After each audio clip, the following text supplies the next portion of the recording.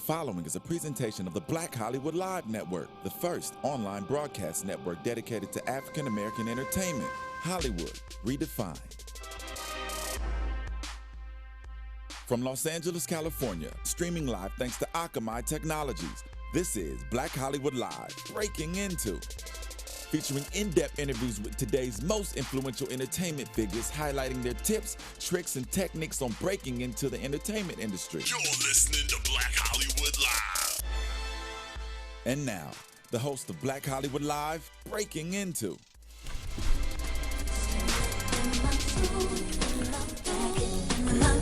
Ooh, a little brandy. A little 90s brandy. That's right. He'll let her sing. Hello, and welcome. It's another edition of Breaking Into. I'm your host, James Lott Jr., and I'm glad you can join us in Brandy. It's like, I love this song. It's a great song. So welcome to another edition of Breaking Into. We take a person who's in the industry, and we talk about what their lives are like in that industry. And this person, I'm very happy to have her on my show. And I also have a guest host. I have all kinds of things going on today. I'm so excited. So first, I'm going to introduce my guest co-host because he's somebody you may recognize if you watch any of my other programs. We do the Audition Days after show on AfterBuzz TV, our sister network. And he is somebody who's a good friend of mine, and he's hilarious, and he actually knows the guest that we have on today, Mark J. Freeman. Hi, everybody. Welcome. Mark J. Freeman in the house. Where can they find you on social media? You can find me on Twitter and Instagram at Lorraine Love, LORAYNE LOVE. And if you want to know why I use Lorraine Love, Google it. It won't take you long to figure out. It won't take very long at all. And the lovely lady next to me, she is an actress who's been in the business for a long time. And she's been on things, you may recognize her from Scrubs, recognize her from Passions, which is where I know her from especially. And she was on Pop TV's Queens of Drama. She's also done plays, one-woman show. Yeah. I mean, and she's somebody who actually embodies my motto here at Breaking Into about sharing knowledge, paying it forward, and lifting each other up. She does that in some of her philanthropy work and education stuff. We're going to talk about all of that on the show. My buddy, Chrystee Pharris. What's up? Hey, girl. Welcome. So beautiful. Thank you. Welcome to the show. Thank you. Now, I'm going to say this out loud to everybody because I had met you on the Queens of Drama after show. I didn't do the show. I'll do another show. But I talked to you off camera. Yes. We had a great conversation about the business, and I kept that in my brain. This was earlier. This was like earlier in the summer. It was like way earlier in the year. And When was that? that was like, I'm trying to remember. That was when you tried to call us out. And, what's your that damn butterfly? We're not talking about that today. I was like, oh, who? What? Say that to my face, homie. oh, that's right. Oh my God, that's right. That's I was thinking you were show. that when you said you were going to queue up something. I was like, Okay. oh, he's going to queue up her telling me. I thought about that. I thought about that actually, but I did do that. But no, what's funny is that it was earlier in the year, before I even had this show, before I had anything going on, but I knew that I wanted to have you on here at some point because of the great conversation we had. Yeah. So thank you for being No, on here. absolutely. I mean, it's always, I started doing a motivational speaking when I was 10. And Wow. it started because there was a young man who I was like in the third grade, and this kid was smart as a whip. I mean, his name was Thaddeus. He would always beat me when we play flashcards with the turntable questions, and it would kill me because it would always come down to the bottom two of us. And so when we got to the fourth grade, the teacher just didn't know how to handle him and labeled him a bad kid and pushed him in the corner. And he was the smartest kid in the class in the third grade and in the fourth. Yeah. But from that moment, because she pushed him in the corner, he ended up starting to live up to that label of being the bad kid. And then he ended up on the streets and like doing all kind of crazy stuff. And from that moment, I started, mentoring young kids that were like, by that time I was like in the fifth grade. I went to all year round school in Vegas. And so the second grade students, I would go in and work with them, and the kids that were pushed in the corner were the ones that I would go and speak to. And then it just became this habit over the years. And then when I got to college, just talking about celibacy and, that whole thing, because I was celibate. Yeah. And then, then all of a sudden, I got on a show, Passions, and then it became about the acting and going after your dreams and your goals. And now it's about teaching people the business of acting. So it's kind of evolved. But my whole entire life, like, I'm crazy. I'm the type of person that will stop a kid in the middle of a street and be like, what are you doing out here? Why are you out here? Like, smoking? Like, what are you doing? Yeah. And I ended up doing that to one kid in Boston. I'm glad he didn't beat me up, but he was like 14. He was like in a shelter, kind of home, a group home sort of thing. And he ended up performing with us at President Clinton's inauguration. Oh my God! So it's little things like that I've been doing my whole entire life, and so, it's kind of a habit. Well, that's what I like about you. That's why this show. And I'm a certified life coach, and I just believe in giving back. And I love that you have affected change through yourself and how you're evolving through your kind of practice, and now you let it change you, and you changed it, and you're now talking about the acting and the whole 9 yards. Yeah. The business of acting class that I've been teaching, it started when I moved to Atlanta, Georgia, and I went there, was traveling there a lot, so I had dual homes here and in Atlanta. Okay. Yeah. And I remember one time I woke up, like God woke me up at like 2:00 in the morning, and was like, teach, and I was like, hell no, I'm teaching. I was like, I ain't teaching nobody. Especially not at 2 in the morning. And so I was like, I don't have time for that. I'm a working actor. Like, I'm working, and I was like, I don't have time for that. And, I do it at colleges, like as a one-time thing, but not one-on-one coaching or seminars or groups, Yeah. And I was like, no, I don't have time to like do that one-on-one. And then I was like, well, forget it, because then I couldn't go back to sleep. So now I'm like arguing with myself. Well, God was talking to you. Hello. Right? Hello. And so I was like, all right, fine. I'm going to go on Facebook and go scroll through people's thing. And when I got on Facebook, it was 3 people that reached out to me and said, would you be my personal mentor? Will you be my teacher to teach me the business of acting? And they lived in Atlanta. Wow. And so there you go. Hello. I know. Hello. So I'm like, whoa. So in a matter of like not even a full week, I had 20 students. Wow. So I did like a big group session and then ended up narrowing it down to a couple of people who wanted to do like the long-term, And so like 6 of those kids that stayed with me ended up, they all booked their very first TV show, film, like on camera, like I have a speaking role. Right, that type of thing. And they've been doing it for years and never got a chance to get on TV, and working with me for 5 months, I think. Wow. We just did the whole business side and they started working. Wow. You have a quote that I like. I want to make sure I read this correctly. Oh, I hope it's the right quote. I hope it is too, girl. It says, quote, I want to give others what has been given to me. Hope, vision, and determination. I like that. Yeah. I like that. It shows that you are living gratitude for what's been given to you. I do. When I first moved to LA, I was in school. I went to Emerson College, with Maria. And so and when I moved to LA, I was an intern on Young and the Restless in a show called Vibe, which was right across the street. They were both on CBS Lot. And across from there, Steve Harvey was there. And so the same guy that did my hair did Steve Harvey's hair, which of course we all thought was not really real. And I still don't ever know, 'cause I'm like, I don't know what you're cutting, Scott, but like that big old thing that Steve had going that never moved. You know what I'm saying? But anyway, he would always be in there doing Steve's hair, Funny. And so he was doing my hair as well. And I remember walking in there with this attitude and like, how come you didn't show up? I'm supposed to be getting my hair done. And Steve was like, who is this little girl? And because I looked like I was 16, I'm sure. Yeah, you got that baby face. Oh my God, it was so crazy. And so he was like, what do you do? I was like, I'm an actor. And he was like, okay, are you good? I said, I am the bomb. It was, that was popular to say back in that day. Yes. You know what I mean? I just aged myself. Yes, I still say it. Yeah. And so anyway, he gave me an opportunity, and then his manager, who's his manager now, Rashawn McDonald, he was working on Sister Sister, and then that's how I ended up getting that, because they were, So my point is that the gratitude, I had all these people in my corner who didn't know me, who sat down and gave me wisdom. Steve was like, every time you step out of the house, you should look like an actor. You should look like what you want to be in life. You never know who you're going to meet people. And then, other people who like, you need to make sure you always have confidence.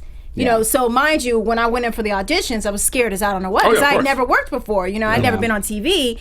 But as soon as I had that audition, I walked in there like, what? Now, knowing I wanted to go like pee in my pants, but I was like, yo, what's up? Right, I'm the bomb. Yeah. And then I ended up booking like 7 shows in 6 months, and that was all from the connections and the people that I met, just being in the right place at the right time and then having the confidence to back it up. And then, of course, the skills. I mean, you got to have talent. So, yay to Emerson College. Yeah. Well, and I think, too, and I, like just acting classes and things that I've done, too, they say, they can smell it when you walk in the room. And I think when you walk in the room with that confidence, regardless of whether you have it or not, you can make them believe it. They're gonna put their faith in you. Yeah. So, yeah. I mean, it's all about having the faith and believing, even if you don't know. As long as you can walk with that confidence, people will be willing to put the money behind you. And that's what I always tell my students. It's like, listen, no one wants to give you $25,000 an episode, and you don't have confidence because every minute that you're on set, it's like $100,000, you know what I mean, or $1 million a minute, you know what I mean. Yeah. So if you're messing up, if you come into an audition and you look scared, no one wants to put that money behind you. You know what I mean. Yep. So you have to have that gambling. confidence. Yeah, they're gambling. Yeah, they are. They actually are. Yeah. So and there's a million people out there who could do the job too. Oh God, yeah. You're not the only person. Yeah. Right. Yeah. So make them believe it. Make them believe it's you that they made the right choice. And also too, another thing that people don't realize, it's all about relationships. You got to build relationships because when you go into an audition, there's 12 people who can be good. Okay. You know what I mean? Of the 12, 3 of them can actually do it exactly the way that they want it to be done. Yeah. Of those 3, who are they going to go with? They're going to go with the one that they have a relationship with, that they trust, that they know is going to be able to come on set, be prepared. And so you have to build relationships with people. And the rule of 7 is you gotta contact people at least 7 times for them to even remember your name. I like that. Well, we talk about that all the time. We talk about that off camera. We talk about that you could be the best host, best actress, best actor in the world, but if you don't have a bad personality, a reputation, you're done. And I like to call it just annoy them 7 times. Well, I guess I annoyed you 7 times with these butterflies. Look, with the butterflies. I annoyed you with the butterflies. I know, that's so funny. funny. Folks, there was Queens of Drama where she was on, and she wore butterfly clips, and he did the after show for that. Talk about a little bit about that. Yeah, well, it was funny. I knew the show was coming on. I'd seen the commercials and stuff for it, and I knew who Lindsay was, and I knew Donna Mills. Yeah. I had seen Hunter Tyler, like I knew the name, but I'll be honest, I didn't really know Stacy. Crystal. Yeah. And I did know once I didn't recognize your name, your real name, but as soon as I saw Passions, I was like, oh yeah. Okay. Yeah. So I got asked to do the show. Grant, who's amazing. Grant Rudder, everybody. And I started watching it, and we talked a lot. You can go back and watch the after shows because they were fantastic. Yes. I did become a big fan of the show, and I liked the idea. I was going to ask you, since we were talking about the acting and stuff too, just because reality TV now seems to be starting, kind of has this stigma attached to it, where if you're going to be a real actor, don't do reality TV, that kind of thing. But in defense, it's changing, yes. Yeah. But I also think too, we talked about this, I think, when you guys were there, that Queens of Drama, I liked how they described it as a docuseries, because it's more about the process of creating this new show, developing it, making those connections like you're talking about. So it's interesting. It's not just these 5, 6 slutty women girls that happen to be sisters that are running a business. I'm not going to say names. That are a waste of TV. But it actually has substance to it that you learn from it. And I learned a lot just from watching the first season of it. So we're hoping for a second season. Yeah, no, me too. And then the level of actors that were on the show. You know what I mean? Like it was a fun. It's interesting because for the longest time, I was like, I don't want to do a reality show. Like I was like,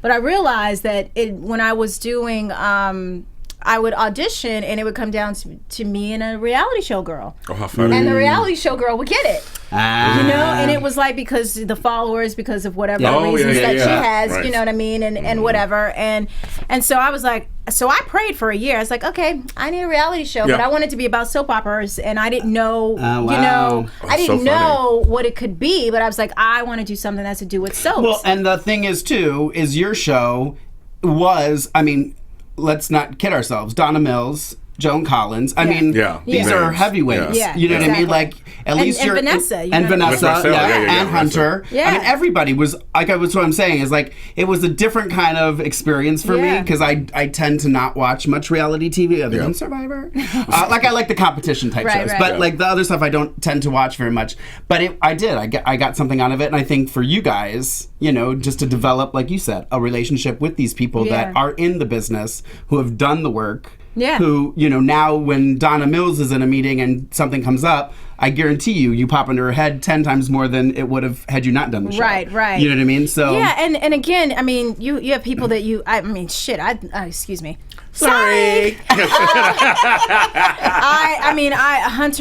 Hunter Tyler, like, you know, I can't tell you, growing up, I thought she was the prettiest woman on freaking TV on the soap. I was just like, you know, I mean, I watched that show growing up, and I had admiration for Donna Mills and all of that. And of course, when the opportunity came up to create another show, and that was the reason why. Right. I was like, well, shoot, I get to put my hand in this and really develop and show my skills other than just being an actor. Being a producer. Yeah, you know what I mean? Like that whole thing. And you didn't mess around. Oh, no, you didn't. You were like, I wrote this scene. If you haven't seen season 1 of Queens of Drama. Did you see the way that she just took her freaking time? Yes, I was like, she's over there talking about, you know, hey, we got to hurry up. We don't have time for this. And I was like, I would never call it that, but I was like, if you don't get your behind over here, I was like, you're tripping. Good. You were good. You said you held your own. You're like, I'm not some ingenue who just got here 2 years ago. You know, you've been here for a while. But you know, people are so interesting. Like when,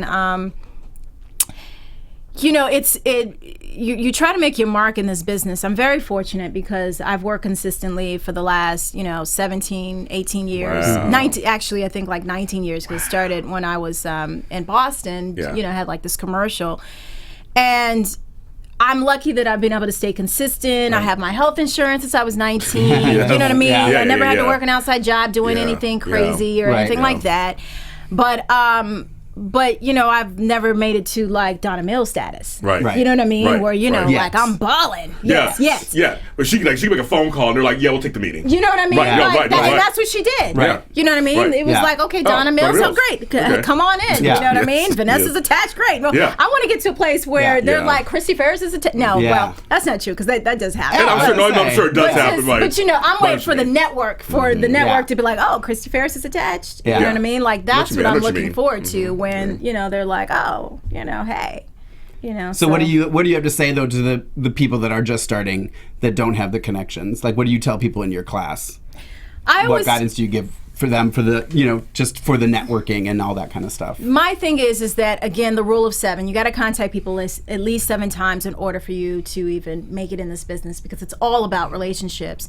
You have to do your shipments, like you have to do, you know, sending out marketing materials, staying consistent, doing casting director workshops. Does showing up at their job constitute? I would never show up at someone's job. No. Okay. Sometimes I won't do it. No, please don't. Please don't. I'm looking. I don't know which camera's on, but please don't. This is that borderline where I go into stalking. Yeah, exactly. Don't do that. Don't listen to me. Yeah. Listen to her. No, but and then creating your own stuff. You know, now they're lucky. Like, you know, I feel like now I'm in this place where, like, you remember back in the day when you would look at your parents and they didn't know how to, like, use, like, you know, a computer. Yeah. You know what I mean? They were still using typewriters. Yes, You're like, oh my God, you got to get with it, you know? And then the iPhone, you got to get with it. Now I'm like, oh, snap. You know, everybody's doing their own stuff. Like, I got to start getting into the game of, like, okay, not waiting for the network. And that's the thing. People are now getting discovered off of a Vine video that's 6 seconds. I know. You know, or 15 seconds on Instagram. Yeah. They have the networks now and companies, the production companies, they have people that specifically go on YouTube every day to find their next star. Wow. And that is where you're going to have to start making your mark. Like there's a young lady, especially, I can only talk from an African-American, Please, woman. Black Hollywood Live. So you know what I'm saying? Hey! Yeah.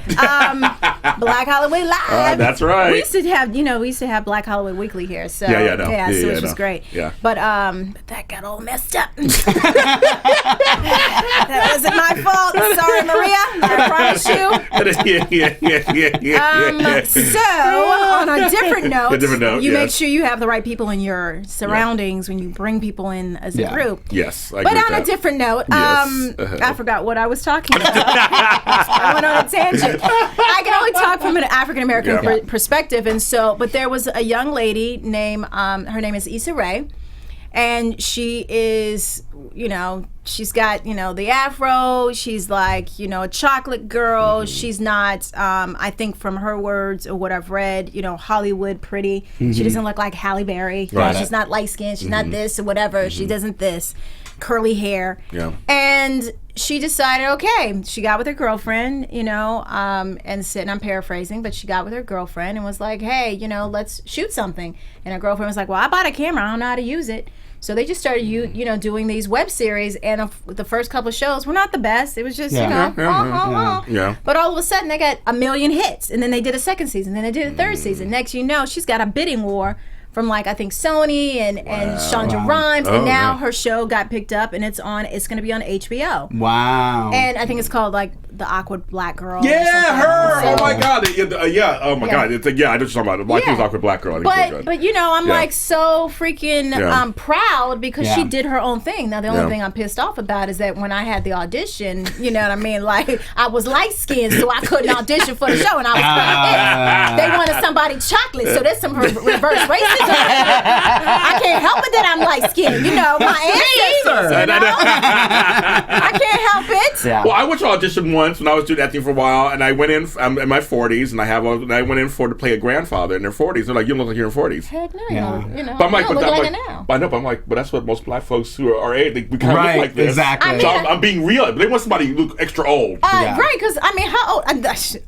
I'm still getting these 20-year-olds hitting on me, and I'm like, I'm old enough to be your mama. No, really, seriously, Exactly. I'm old enough to be your mama. Exactly. But you can go and keep on hitting on me. I just might say yes. Hey, it depends, right? You never know. Now, okay, we have lots of others to talk about. We're going to switch gears for just a second. Okay. Roll that clip, please. Uh-oh. Oh, shit. That was over a year ago. And you're just now telling me this? Because I found you two doing it? It's because we didn't want to hurt you. We tried to tell you a dozen times. It's just that you were so... you never gave us a chance. Oh, so it's my fault that you're a backstabbing slut. No. You are not my sister. A sister would never do this to another sister. You're nothing but a whore. A low-life whore. Ow. I love it. What she did to me when she came to Africa. Exactly. Okay, I showed a clip. That's from Passions, and that's Chad and Simone. The actors, I forgot their names right now, but they were played Chad and Simone. Okay, here's the thing. I have to say this because this is an African American network. Passions was created by the late James E. Riley, who did Days of Our Lives for a while, and he's known for his outrageous storylines. There were apes on there and living dolls and doing all stuff. But the one thing that I appreciated, because I watched Passions, and I remember you from Passions, was that there was an African-American presence on that show that was consistent. Yes. Yeah. It was consistent. A lot of the shows didn't do that, but he purposely, you guys were front burner storylines. Yeah, so were the Latina. Yes. Yeah. The Fitzgerald, Lopez Fitzgerald, some of them. We already know Galen Gehring, and we talked to them either on Days of Our Lives stuff. But no, but for African-American stuff, it was just like, they actually have them on doing regular soap storylines. Yeah, no, I mean... They happen to be black. And worked consistently. Yeah. And that, let me tell you, I'll never forget, like when My girlfriend loved the show. She watched that show consistently. That's when, VHS tapes were like popular. That's She's like videotaping. I probably still have some VHS. Right. Me too. Me too. And so she was, she loved the show. And I remember watching it with her one day. I was like, this show is horrible. And I think I was a little more, upset about it because I wanted, I had 6 people that called on my behalf to get me in to audition for Brooke's part, the one that played Whitney. And they would not see me, would not call me in. Wow. And I was so upset. So, of course, now I got a really bad attitude. This show's horrible. And so then, fast forward to 2 years later, I get a call, and especially too after I just this show sucks. I was like, oh my God, can you give me those tapes? Yeah. And so they call me in, and I remember, and this is why I always believe this: what's meant to be yours will be yours. You can't mess it up, and no one can take it away from you. Yeah. Okay. Because I had my first audition for it, and my girlfriend, another girlfriend of mine, went in prior to, and she was at that age, she was 24, and the character played 16. She was 25, and so. She went in, the casting director asked her what her age was, and she was like, and she goes, all right, I'll tell you. She tells the age, she goes, yeah, we're not going to write that down. Well, I think at that time I was 24. Oh, okay. And so I went into the audition and was like, I'm not telling her my age. Yeah. So I'm like, hey, she's like, hey, what's your, Jackie? And so she's like, hi, so what's your age? I was like, I'm over 18. She goes, no, honey, what's your age? And I was like, sometimes people think I'm too young, and then some people think I'm too old. She goes, well, honey, just tell me your age. I was like, she goes, well, I'll tell you my age. And I was like, well, can you just ask my agent? And her whole demeanor changed, because when you say the agent thing, that's like, oh no, she didn't. Yeah, you know what I mean? She's like, do the same. So I start the But scene. they can't ask, can they? Technically, no. No, we can't. They're not supposed to. Okay, I was saying, I thought they were But not they can't allowed be biased. But that's why the girl, she was 25, and Yeah. she was like, I'm not going to put it down. Yeah. But they want to know, to make sure, Yeah. whatever. Yeah. So anyway, I was like, ask my agent. You know what I Yeah. mean? Which means you ain't supposed to be asking me this question. Right, Yeah. right. Which Okay. would shut her down. You know what I mean? Yeah. Sorry, Jackie. Thank Sorry, you for Jackie. hiring me. So I end up having the audition. I mess up, on the second line, and I'm just like, I'm sorry, can I start again? And she's like, okay. I mess up again, second line of the thing. Can I start again? And she's like, I'm not listening to you. Can I start again? And she's like, Yeah. do it. She gives me a call back. So I leave. I start walking to my car, and I'm like, fudge. Why? Just give me another opportunity, God, Yeah. please. I promise I won't mess it Yeah. up. Get a call back. Yes. Go in for the producers, for Lisa. Love you, Lisa. Hey, Lisa. So I go in, and I get to that second line, freaking mess up. So sorry, can I start again? What was that second I don't line? know. It was something. If I wasn't connected, there was no way I was going to make it through. Yeah. Okay. So second line, I mess up. Go through it again, start doing it, and I'm like, oh, yes, I made it through, and I'm like cruising. I get to almost the end, and I lean on the table like this, but it's glass, and it freaking almost falls off. So now I catch it in the middle of the thing, and I'm like still in character, and I do my thing. So I'm all happy, like I made it, and by the time I get to the car, I'm like, oh, I suck. Why? Yeah. If I could just get another opportunity. Yeah. And then they called me to test for the show. And then they waited a month. So I ended up going to, got my friends together and had little snacks and was like, okay, let's go over this stuff, right? Actually, I did that with Scrubs. I'm lying. I did that with Scrubs. Okay. Because I remember having my friends with comedians and stuff, come over to help me. Okay, yeah. So, because they didn't want me on Scrubs. They wanted someone else. Wow. So anyway, went to the final callback. The girl that played Kay, she was my friend on, I tested with her and messed up again on that second line. Wow. And then they had to change my shoes, so I calmed down, I did my thing, and then before I walked out, the one that played Julian. Yeah. This was the character Julian? No, Was that here's Julian? Alistair. Alice, And yes. he plays Julie. I've got his name. Julian Crane. Yeah, Crane. Crane. Yeah, Crane. So anyway, when I walked out, he stopped me and was like, you're amazing. Oh. He's like, if you don't book this, you're gonna get something else, but you're amazing. Okay. And then Brooke, the one that played Brooke Kerr, Whitney, right. Whitney and Lindsay, who played Teresa, Yes. they most young girls don't do this. Young people, actors, they don't do it, but they also were like, you're amazing. Yeah. Wow. Yeah. And then I walked out with confidence, and so I left it on the table. I left it there. And then I tested for, I got another pilot for Warner Brothers. So now I had 3 things on the table. Wow. A pilot, I booked a commercial the same day, and then Passions, and it forced Passions to make a decision early. So I ended up getting it. I'm busy! I know. And so... it's your agent. I know. Really. Then I'd have been like, yo, hello! I'd be like, who's that handsome guy sitting next to you? They're like, who's the host? Exactly. So anyway, so I ended up booking the show, and then I remember like just being like, oh my God, my whole entire life is going to change. And they threw me in like 2 days later. I had 3 scripts that I had to memorize. I had this big long dialogue to do, and I was going, oh my God, how am I going to do this? And literally in 2 days and try to get this stuff memorized. So the first month of like no sleep, because I literally was like making sure I was on point because I had so much dialogue. I like when I finally got my first break, I slept for like 3 days. Wow. So. I was going to say, when Eric Martzoff was on our audition days, this was off camera, he actually didn't say it on camera, but he said Passions was hands down his best gig in that, like, they took good care of him. Services was dressing good. room. He's like, is that your experience with it as well? Listen, we would have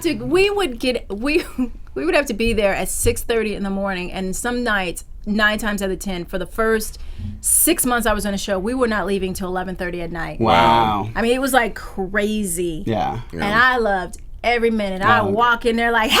and like the one that played Miguel, you know what I mean, and the one that played Louise, Jesse Metcalf, all them. Yeah, they were all of them would look at me like, why are you so freaking happy? Yes. And in my mind, I was like, cause I'm working. Yes, right. Hi, everybody, I'm here. Right. Yeah. You know, I was just happy. And then by the time we got to the 3rd season, when I was on my 3rd season, part of the reason why I left the show was because they stopped working me. Like I had that whole big huge after that. I had a great little write-ups. They were like, everybody's numbers are declining except for Passions, where Simone finds out that Whitney. Like, it's all these great write-ups.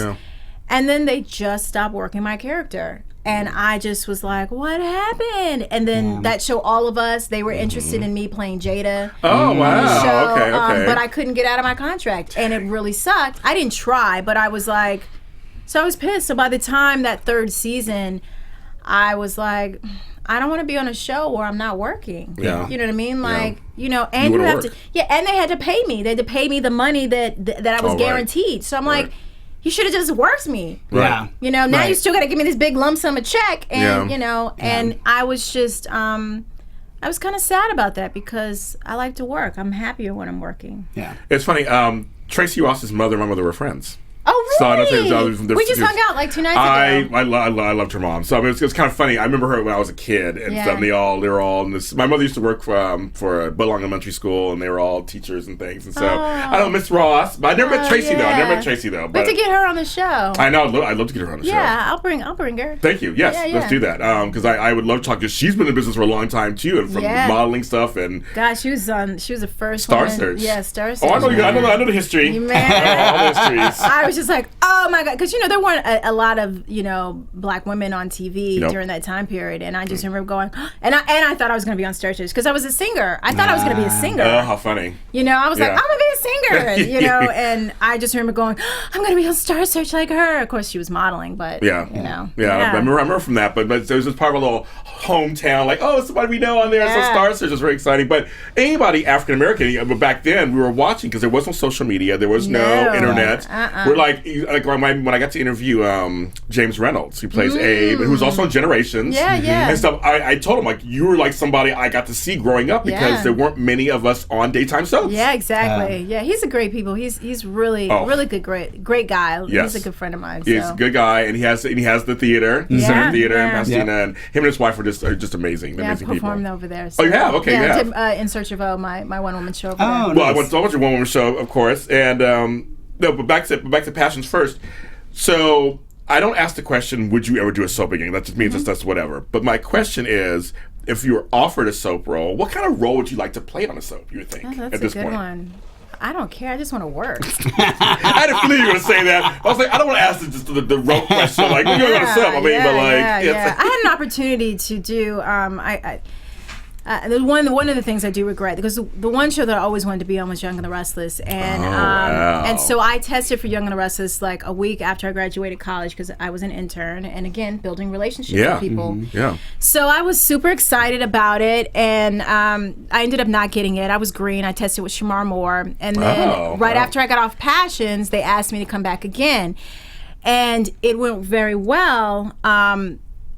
And so they called my agent, and my agent said, you know, what my agent told me was that they said, Christy, we don't have anybody to audition you against. And I'm thinking, well, just give it to me then. And it was for the character Lily, because Lily, she left the show. Yeah, she did for a minute. She left the show. Yes. And so I was all like, great, you know, like, what's the problem? Give it to me. I've already tested. I just came off Passions. You know my work. You guys love me. I know you guys. And they waited for like 6 to 7 months. And then by that time, I called my agent. I said, what's going on with Young and the Restless? Yeah, we haven't heard anything. You should just move on. I was like, fine. So I cut my hair really short. And then like 3 weeks later, hey, we want to test you tomorrow. And I'm like, you know. And by that time, and I was hot, I just, you know, Scrubs had just happened, and I had a pilot that I had just auditioned for, so we thought we were going to get something else.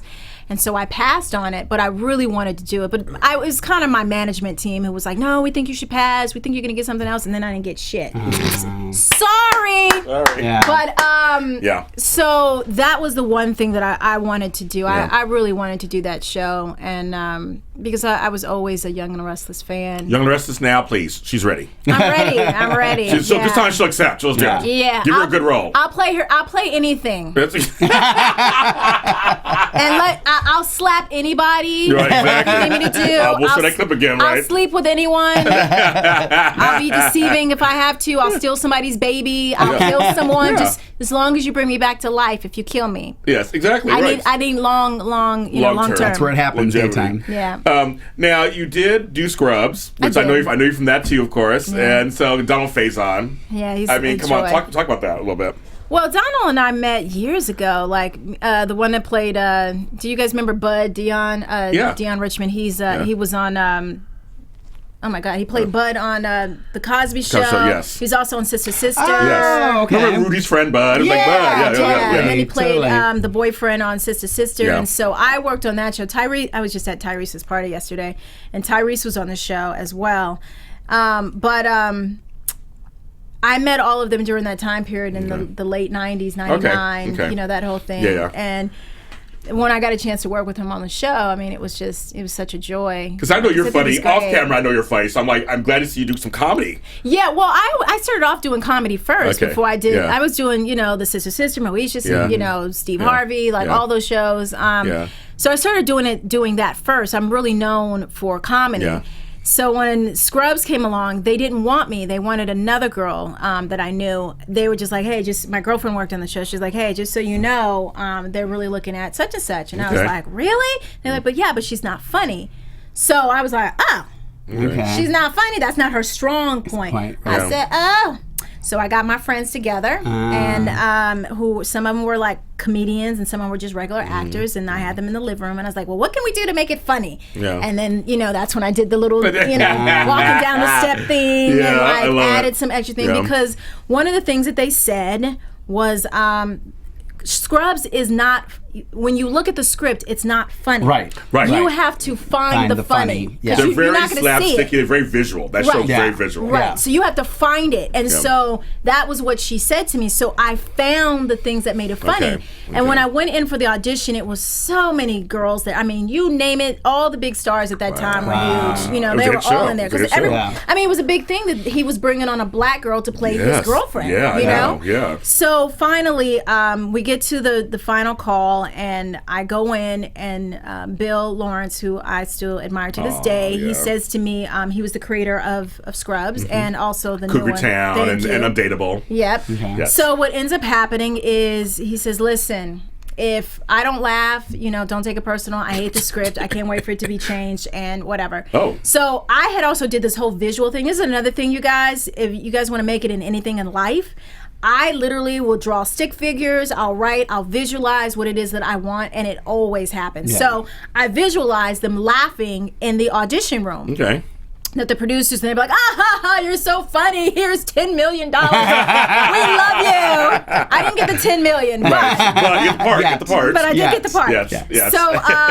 So Zach Braff and all of them were in there, and Bill laughs. He was like, oh my gosh, you're really funny. And before I got to my car, literally from here to 25 feet, they called and said, we're offering the role. Wow. And they said that my girlfriend who worked on the show, she said Zach came back. It's like, you killed it. She was like, Zach came back and talked about this girl from Passions. She was so good. And I was like, did he know me from that show? I doubt he watched it. Right. But obviously they studied on, because she was going to be, this character was going to be recurring. Yeah. And you were good on it. Fun. Thank you. I love Scrubs. Scrubs are my favorite shows of all time. I love Scrubs. Really? I know, seriously, I could watch the reruns. I mean, because the show had heart. Yeah. There were episodes that broke my heart on that show. And I love slapstick comedy. I love comedy. I love visual comedy. I get people all the time to this day. I remember being in New York and some people from Argentina and some other place.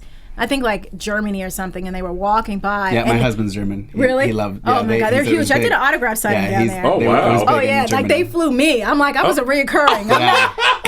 They flew me. So they're walking by and they're looking because we were sitting outside in a cafe, and then they walk by again and they're looking, and finally I could tell when people know. I'm just like, don't be afraid. You can say hi. Yeah. I just wave and they're like, you were on Scrubs, right? And I was like, yes, we love that show.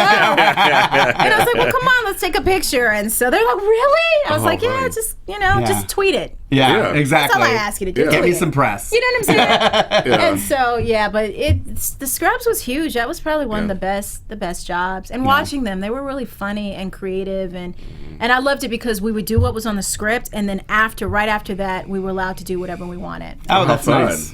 Yes, not like Passions. No.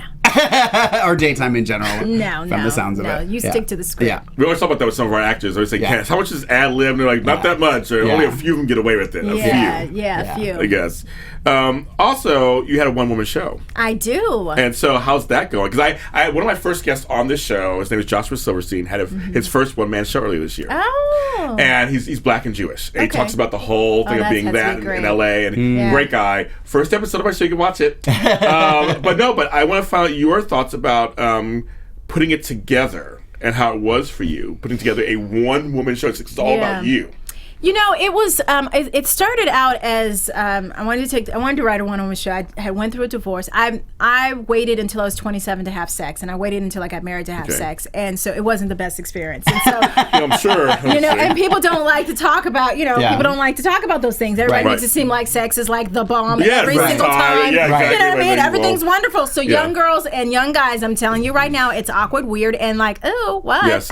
Yeah. And so I decided to write this story about in search of and so I sat down and started writing and took this class and so you write 2 pages every day and I'm telling the story, and it was funny because the people in the class didn't get it, but the teacher understood what I was writing, and they're like, I can't believe, why are you writing So we ended up doing it for the showcase. We had all these people. We had about 100 people in the audience 2 nights in a row, and they would not stop laughing, and it was just me telling the story, no movement or anything like that, and they're just like, oh my God, this was so funny. Like literally the women that were in the front, I had 3 older women that would not stop laughing. So from that moment, I took it and got a director, Lois Roach, who's at Emerson alumni. She has an Emmy, and she's an amazing woman, my mentor actually. She directed the show, and then I started performing it at colleges, and then got accepted to a bunch of different festivals. And the conversation that we have afterwards is amazing because it's about waiting until marriage to have sex and the fantasy versus the reality of that experience, which makes it very funny. And I come from a very humorous point of view. But it's a journey, and you realize it's about having a connection. The orgasm comes from a connection, not from where we think it comes from.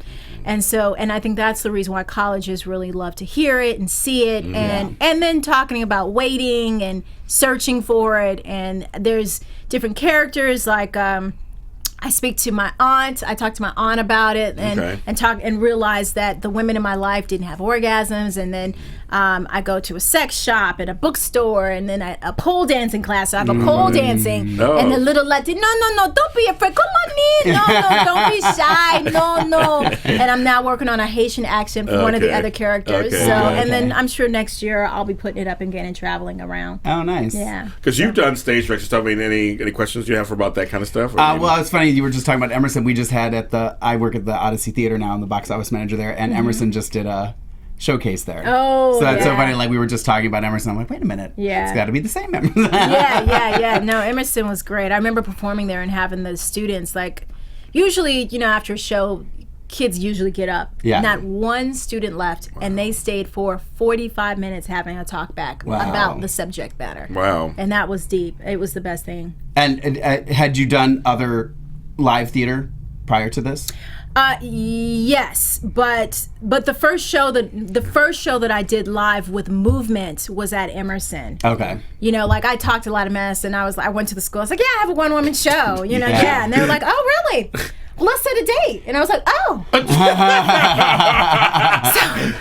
like, and I talk a lot of mess. And then next I called Lois. Lois, I need you. Can you do a sister a favor? I promise to have your name on everything. Of course. Total credit. So she did it. I mean, it's a different beast, the live theater versus... It is, because you don't know.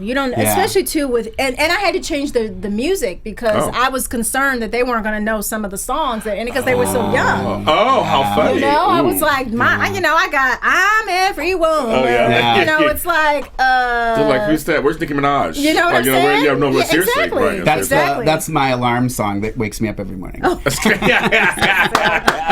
love it.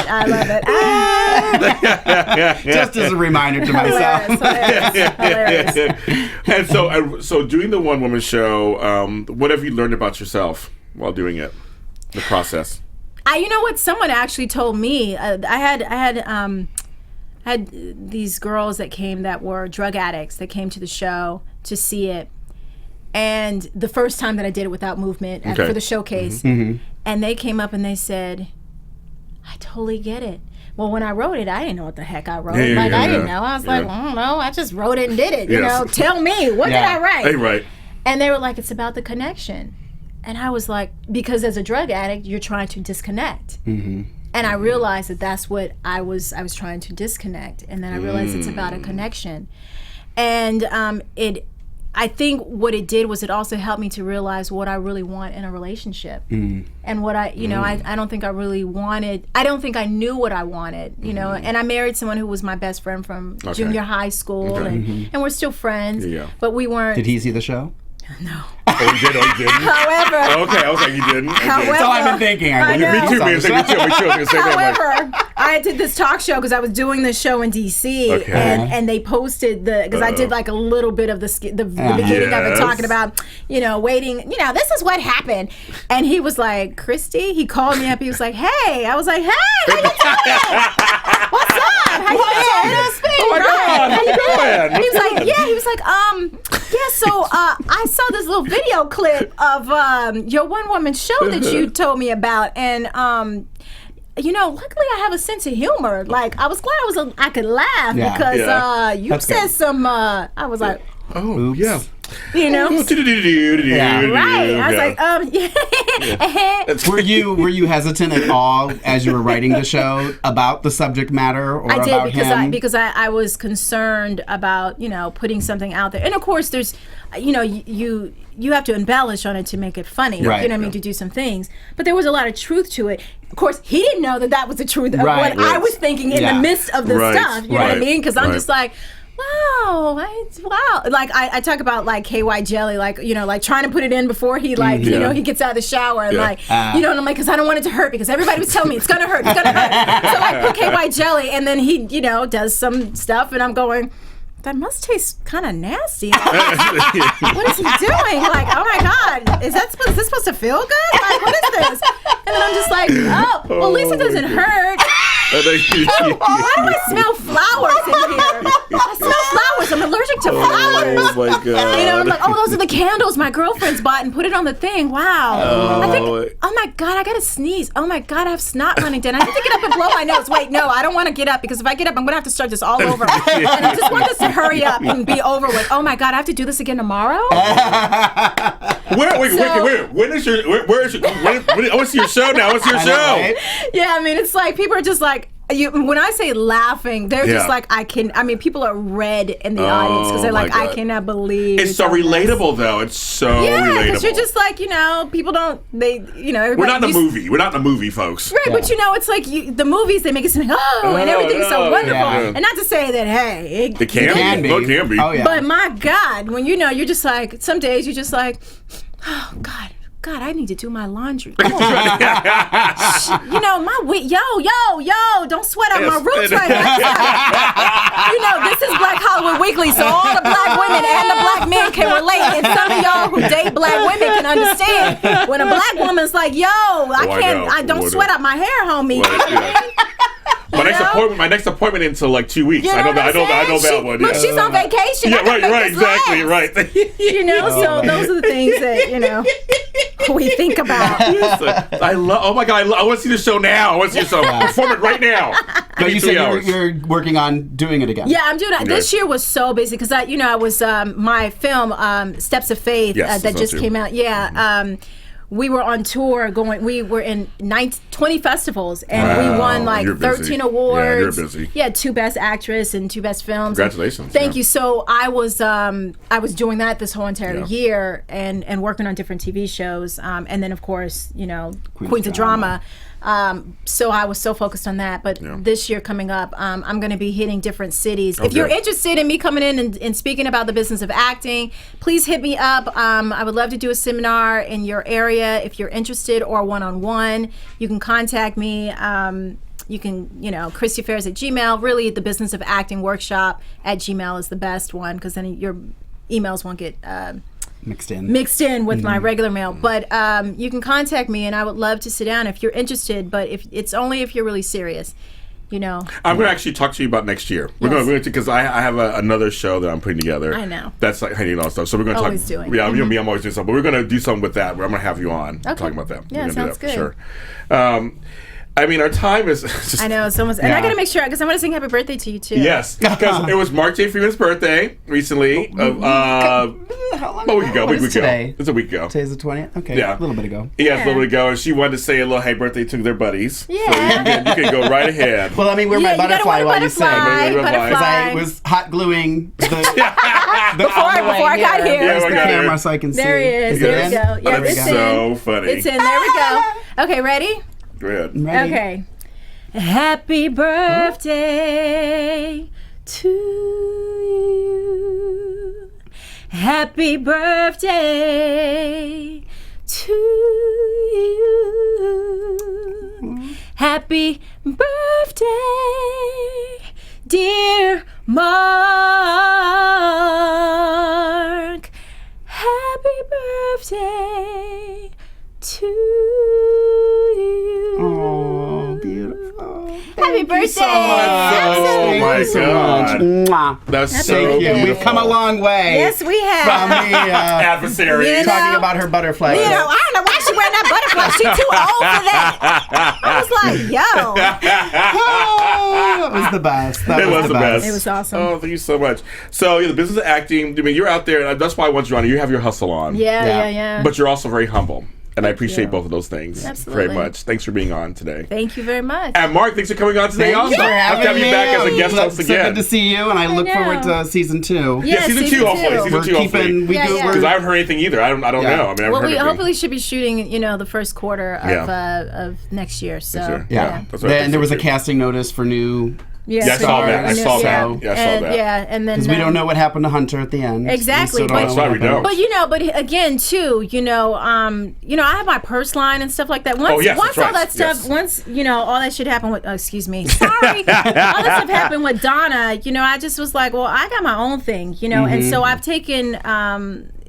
If you're a Passion fan, you're gonna love the purses. Ooh, okay. If you're into that whole thing, you're gonna love it. I don't want to give too much, but there should be completed in that first quarter of 2016. Oh, good. Thank you. And so I have that in the business of acting, and then hopefully I should have another TV show, because if again, I don't know what's gonna happen. I don't know if I want to be a part of it. You know what I mean? With all that stuff with Donna, it made me kind of go, I'm gonna get my own show. Yeah, y'all. Right. You know what I mean? Yeah, so we'll see what happens.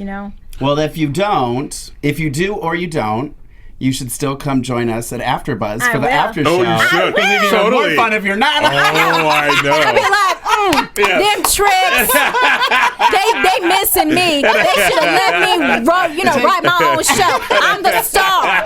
We'll take our after show to a whole other level. Oh, that would Gave me 2 lines. That's why I got my own show.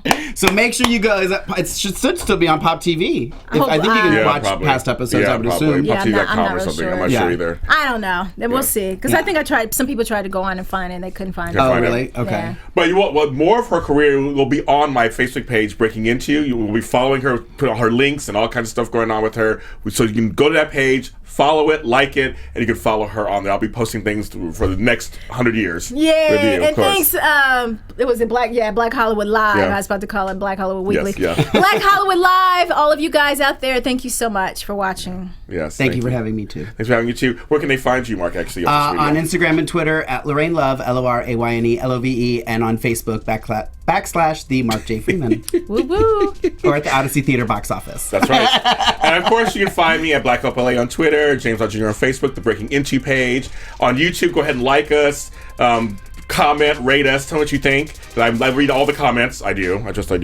And of course, as always, share knowledge, lift each other up, and pay it forward. I'm James Lott Jr. See you next time. All right. From executives Kevin Undergaro, Dario Kristen, Tiana Hobson, and the entire BHL staff, we would like to thank you for supporting Black Hollywood Live, the first online broadcast network dedicated to African American entertainment. For questions and comments, contact us. info@blackhollywoodlive.com. Like us on Facebook, tweet us, or Instagram us at BHL Online.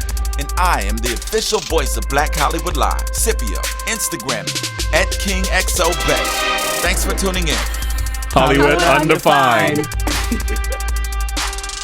The views expressed here are those of the host only and do not necessarily reflect the views of BHL or its owners or principals.